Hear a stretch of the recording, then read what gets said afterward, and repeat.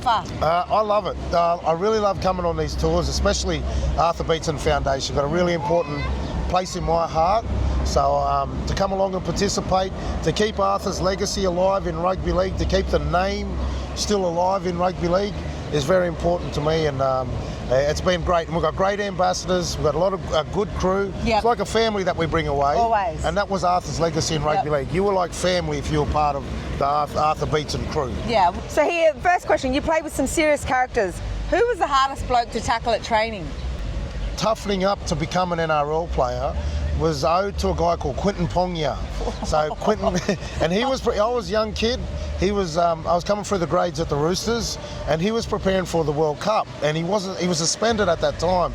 So what they did was they said, Quinton needs some players to practice on to get ready for the World Cup, and I wasn't a first grader at that time. Yeah. So myself and a guy called Andrew Lomu, we became his punching bags and his training buddies while he got ready for World Cup. But I tell you what, hard as nails. We used to wrestle him every day. We used to have to run into him and tackle, get him ready, because he couldn't get his match fitness. But I reckon that those days were still the toughest days I had. What run in the game today you wish existed when you were playing?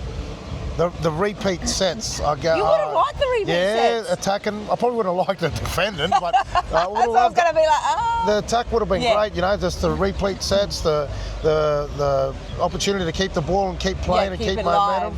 Keep momentum. It creates a bit of fatigue in the game, and you can take on defenders as they get tired. All right, best sledge you ever gave or received?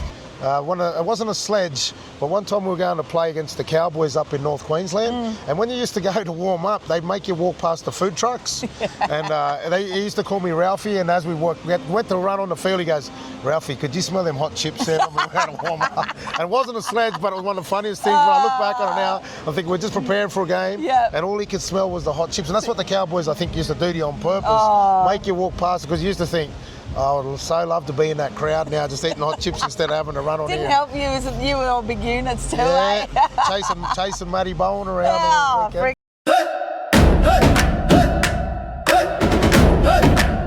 From red dirt dreaming to Friday night lights, names carved in jerseys, lives shaped by the fight.